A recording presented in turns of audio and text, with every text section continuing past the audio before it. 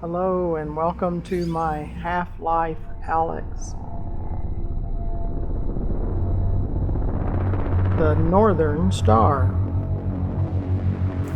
Chapter 5B.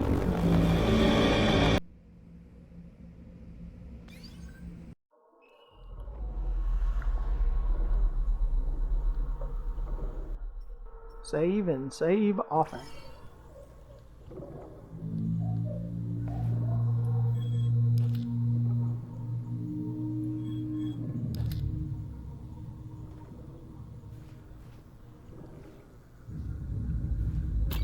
Two shells left. If you would, and press that subscribe button. It's free, doesn't cost you anything at all.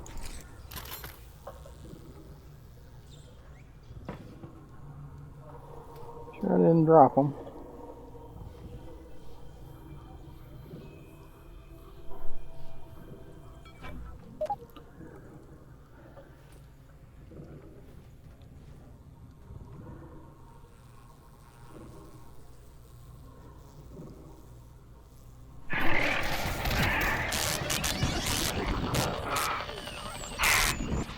Oh, that's not good.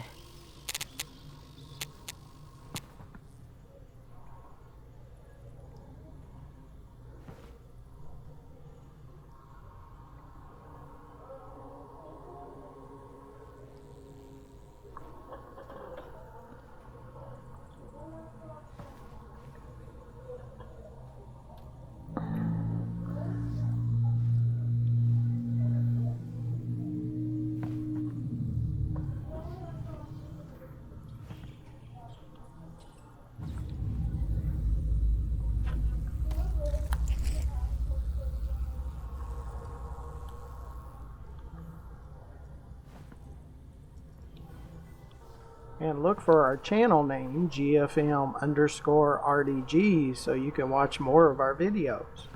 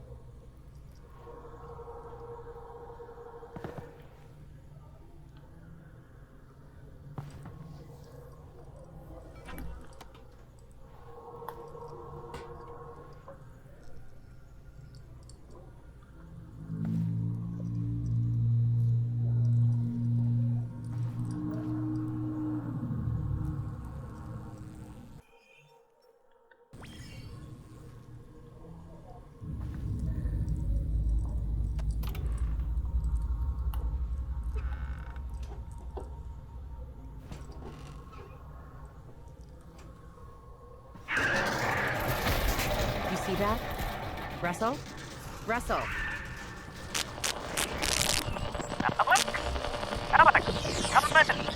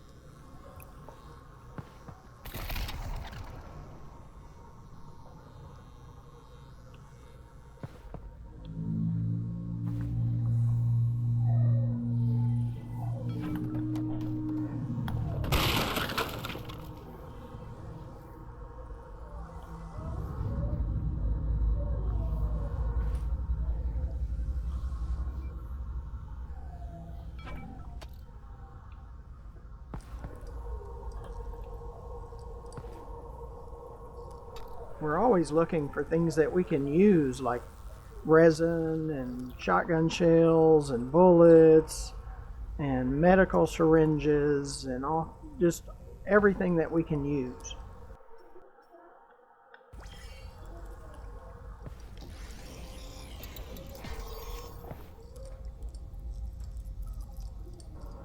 The floating headphones is the developer commentary. The Reviver, one of the new enemy types introduced in Half Life Alyx, arose from our observation that playtesters enjoyed searching their environment in VR much more than they had in traditional games. In addition to rewarding that desire to search with ammunition and resin, we experimented with how it could be part of fighting an enemy. We began prototyping with a fast headcrab variant we called the Runner, modifying its behaviour to run away and hide from the player after it attacked. We found players really enjoyed looking for a small, hidden enemy they knew was somewhere within a dense environment. They also liked shooting at a fast-moving enemy that was able to run under and behind everyday objects like tables and chairs. Lastly, players talked about liking the way they got to be the aggressor in combat for once, since everywhere else in the game they felt like they were always on the defensive. While feedback was overall very positive, there was one specific problem: how to encourage players to search for the Runner. After a few Runner encounters, we found players would start to realise they didn't have to look for the Runner at all, they could simply wait for it to run away and then leave the room.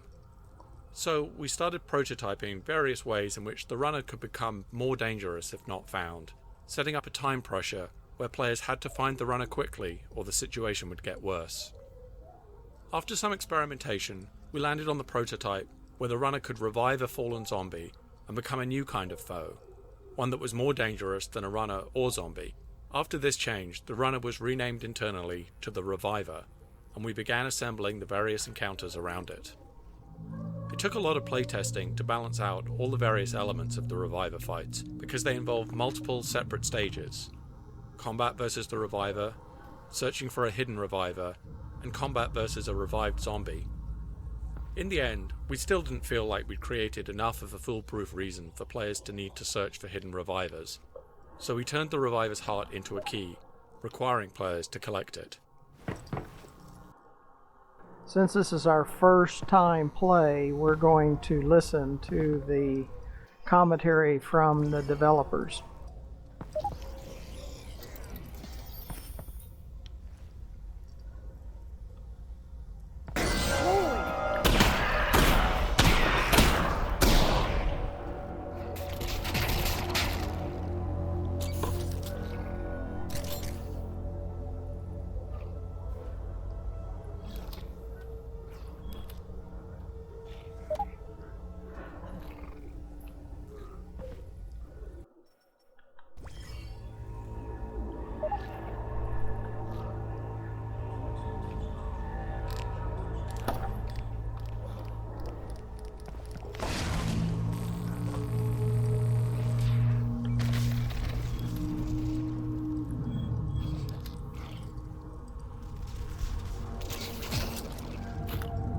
Four shells left.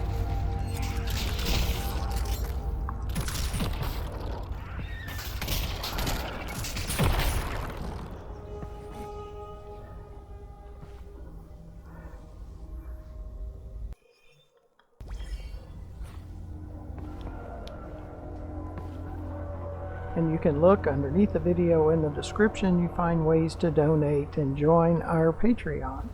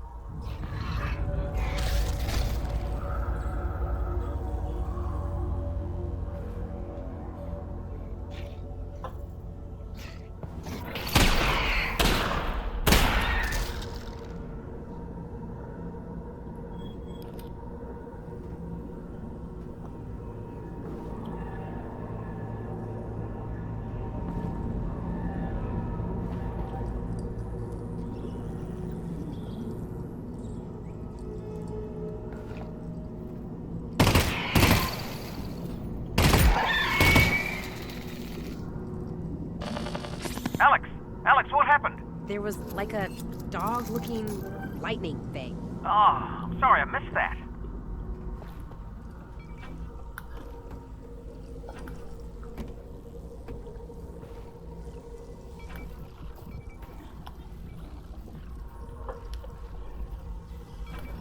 Hey, Russell, this thing fell out of the dog. Oh, look at that. Huh, interesting.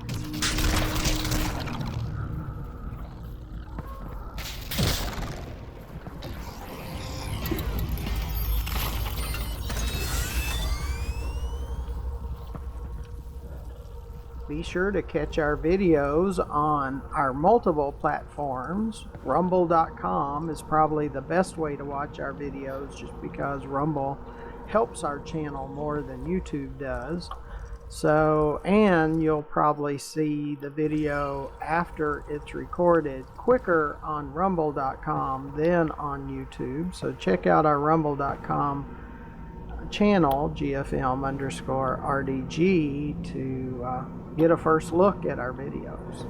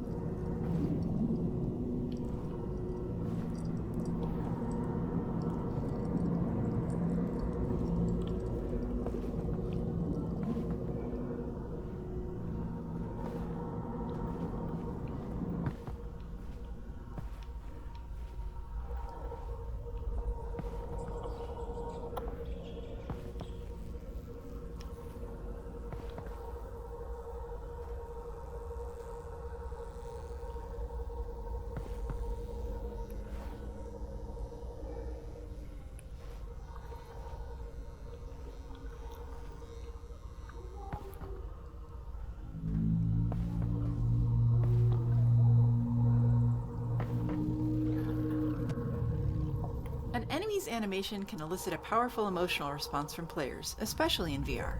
While developing the Reviver, we learned that sometimes a character performance can have unintended consequences.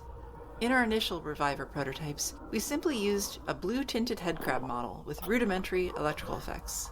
The prototype was successful enough in playtesting that we decided to invest in a new, purpose-built model for the Reviver, with electrical skin and improved effects. Players identified the new Reviver successfully in the game, but we ran into a new problem. Players didn't want to fight it anymore.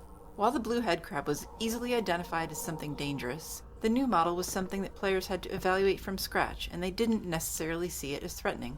In fact, the animations authored for the new Reviver model were interpreted by many players as friendly or even cute. Players would often approach the creature to try to pet it, or worse, refuse to kill it to retrieve the required puzzle piece, blocking their progression in the game. If they did then realize that they were going to have to kill the cute creature to proceed, they felt horrible having to go through with it. To fix this, we reauthored most of the Reviver's animations, making it significantly more unsettling and menacing. We also made the Reviver more aggressive by adding a jump attack if the player got too close. With these changes to animation and behavior, players once again were fighting the Reviver as intended, and they no longer wanted to take it home as a pet.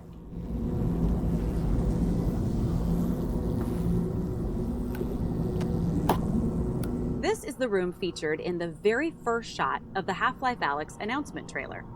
It's not an obvious choice for that use. The room is dark, not particularly colorful, and it's a pretty pedestrian corridor.